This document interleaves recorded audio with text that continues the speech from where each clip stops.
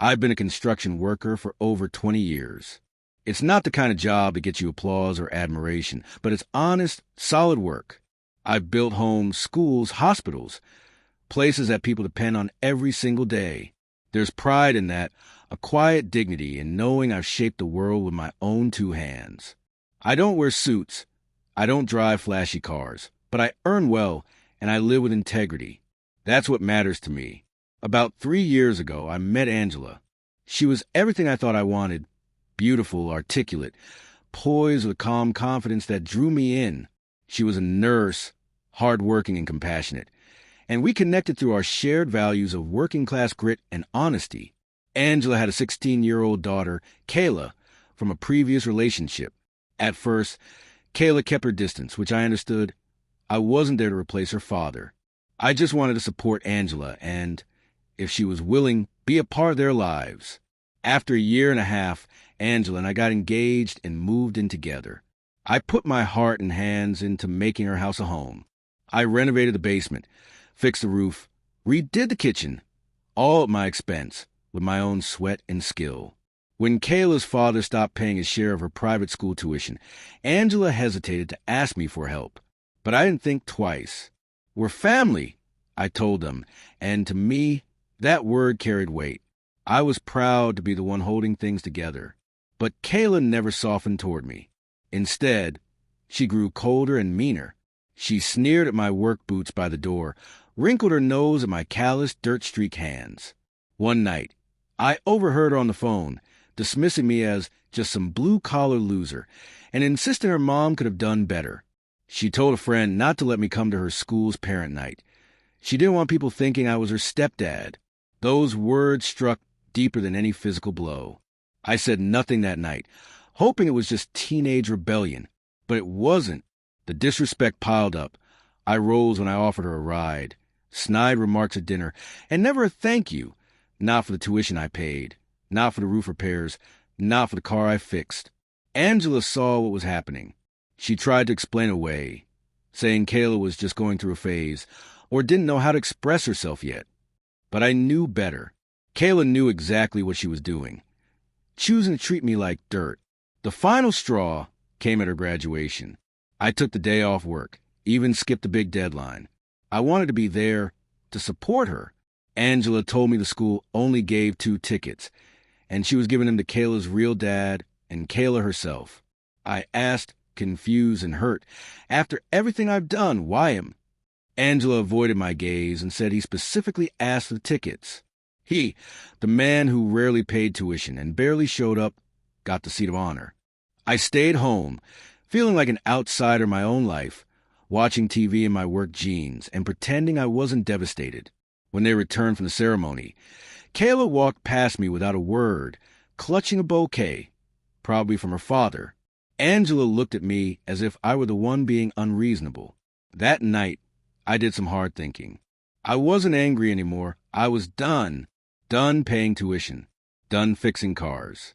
Done being treated like I didn't belong in the home I helped build.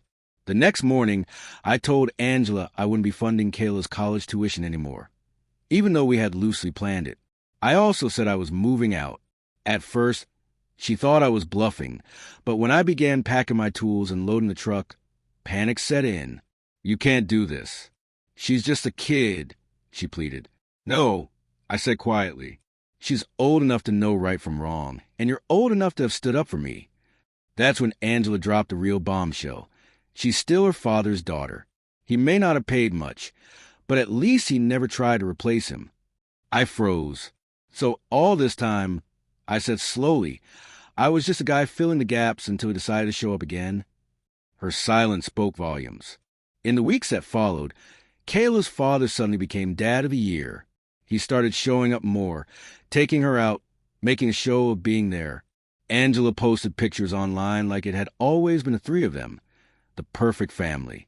I was wiped clean from the story. I wasn't angry anymore. I was hollow, betrayed not just by Kayla, the girl I tried to help raise, but by the woman who chose to side with them. A few months later, Angela sent me a text. She said she was struggling at college, money was tight, and asked if we could talk. I didn't respond. I had given everything, my time, my labor, my money, my heart. And they threw it all away for a man who showed up with flowers but disappeared when it got hard. Weeks after the text, I got a handwritten letter with no return address. I recognized Angela's loopy cursive immediately. I debated throwing it away, but something made me read it. She apologized, said she made a mess of things and hoped I could understand her position. She explained how, deep down, she had always hoped Kayla's father would step up, be the man she needed. Every time I showed up, it reminded Angela of what he wasn't, making her feel guilty and confused.